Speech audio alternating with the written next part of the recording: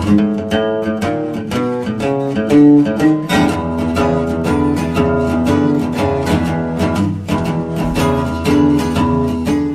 friends, welcome to VTech. So today we are going to discuss completely about what is ratio analysis, the theory part, funds flow statements theory part, proformas, cash flow statements theory part and proformas.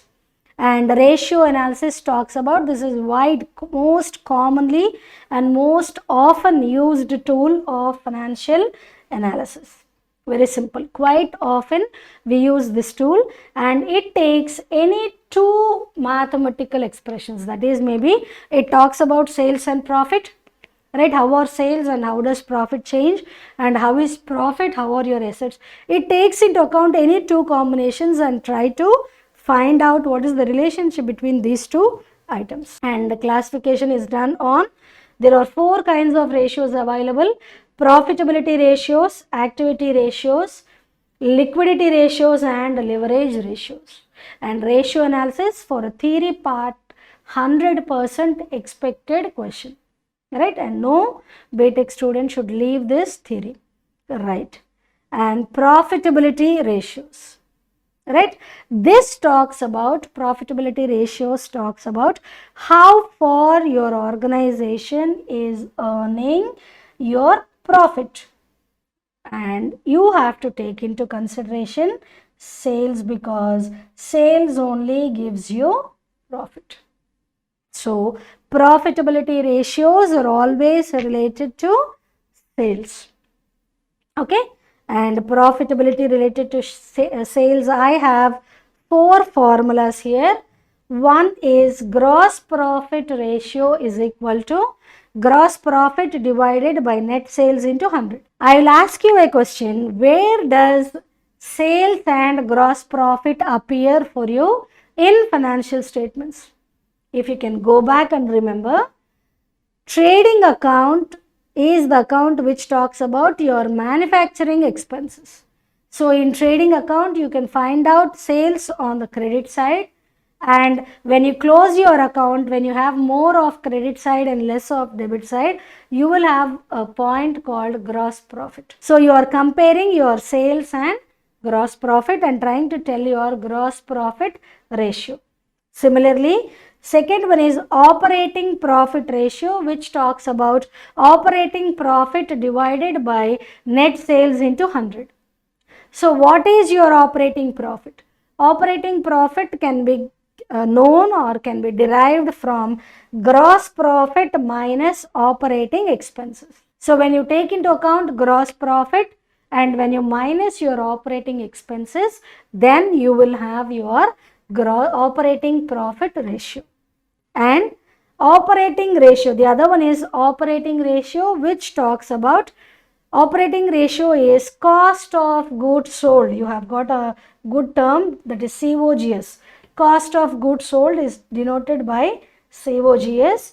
So cost of goods sold plus operating expenses divided by net sales into 100. And you can see cost of goods sold is nothing but sales minus gross profit. And you also have another formula for cost of goods sold, that is opening stock plus purchases plus wages minus closing stock. So this is a very important formula which everyone has to remember. Cost of goods sold is equal to opening stock plus purchases plus wages minus closing stock. Okay?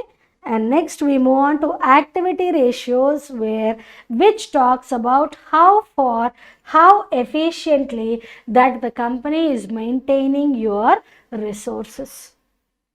These are also called turnover ratios.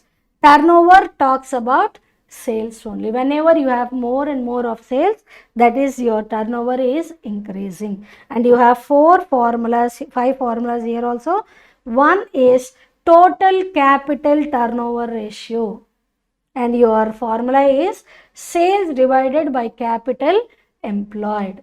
And you can write sales is net sales, that is sales minus sales returns, what are there you have to remove, and capital employed will be your equity, preference, reserves, long-term loans and preliminary expenses. So what are equity, what are preference, what are reserves, what are long-term loans, we will slowly discuss. I told you whenever you require capital, when you don't have your sufficient capital, we are going outside and collecting capital, that is borrowing capital. Then whenever you borrow loans from outside people, you can collect in the form of equity shares, one, preference shares and debentures. And these debentures are also called long-term loans. So these are most commonly used three ways of getting funds from outside. So what are equity, what are preference and what are debentures, we are going to discuss now. So whenever you get funds from debentures, that is long-term loans, you will have fixed terms like every year you have to pay interest to the person.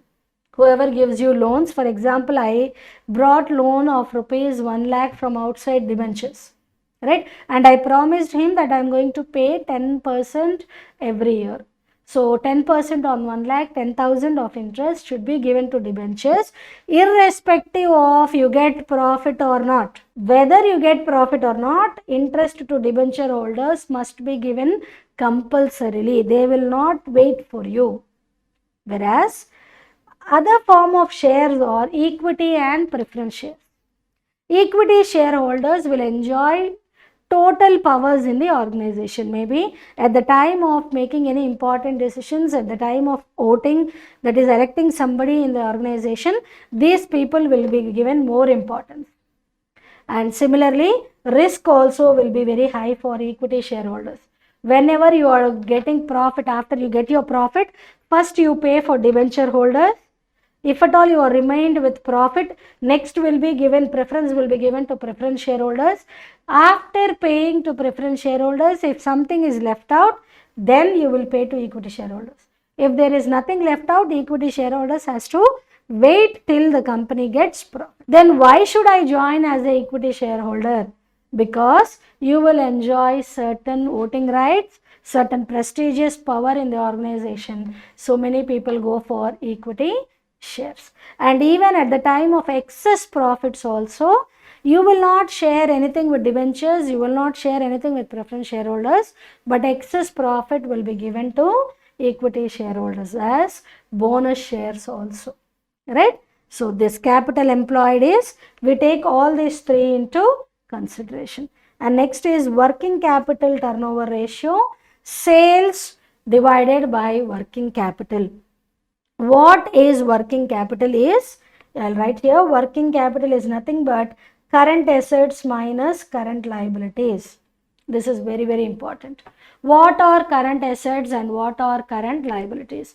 If you can go back to your balance sheet, right, on the liability side, you will find current liabilities like maybe bills payable, short-term liabilities, dividends, any current assets, cash, stock, debtors, bank, everything comes under current assets. And these are short-term assets, right? Current assets or short-term assets, current liabilities or short-term liabilities.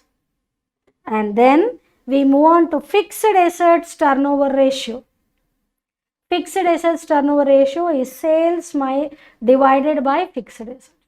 Fixed assets, you know, you will find in the balance sheet asset side that fixed assets like land and buildings, plant and machinery, and you have investments, long-term investments, furnitures, fittings, any vehicles, motor cars, assets which are fixed. Once you purchase, they are assets for a longer period.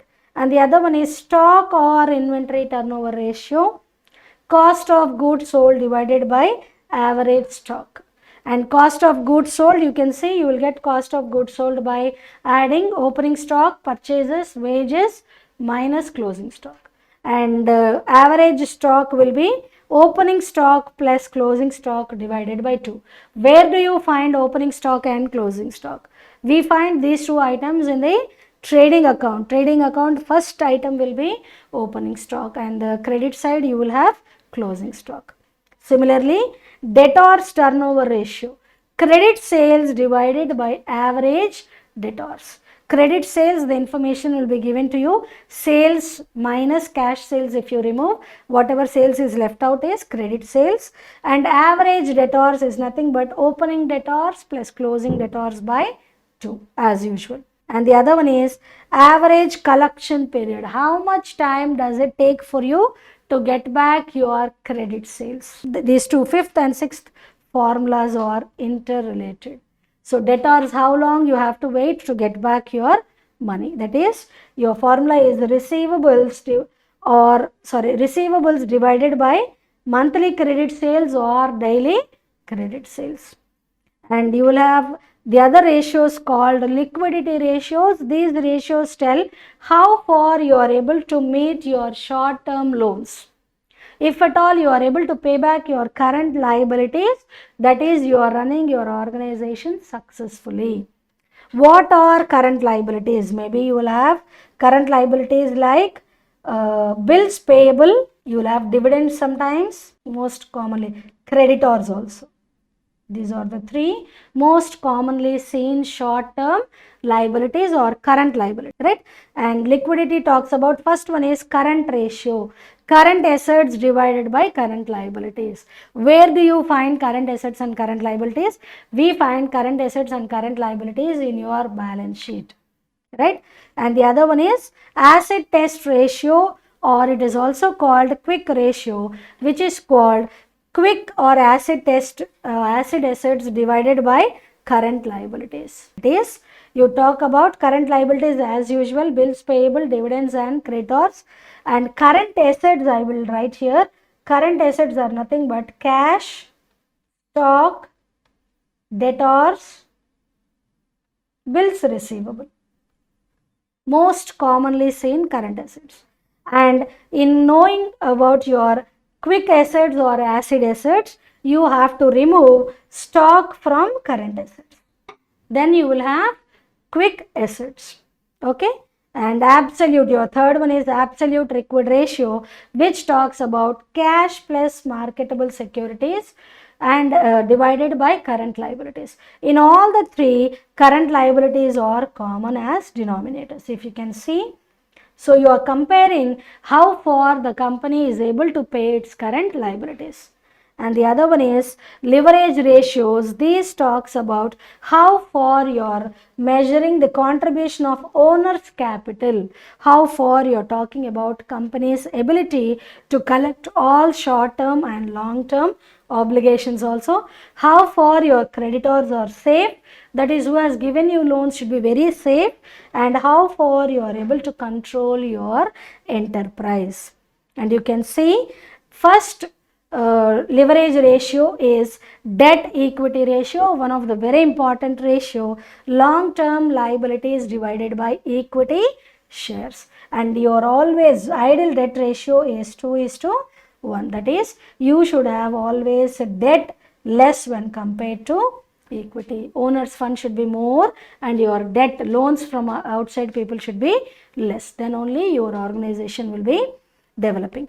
And you can see the other one is total debt to total assets. That is, you are comparing your long-term liabilities and short-term liabilities. That is total debts. These two can be seen in your balance sheet on the liabilities side, divided by equity shareholders. Similarly, interest coverage ratio, which talks about net profit before interest and tax.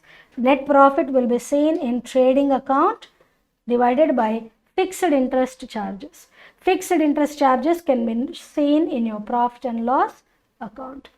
And the other one is capital gearing ratio, equity capital divided by preference capital, debentures and loans, right? Proprietary ratio, shareholders equity funds divided by total assets. Equity funds will be seen in balance sheet liabilities side and total assets will be seen in the balance sheet assets column.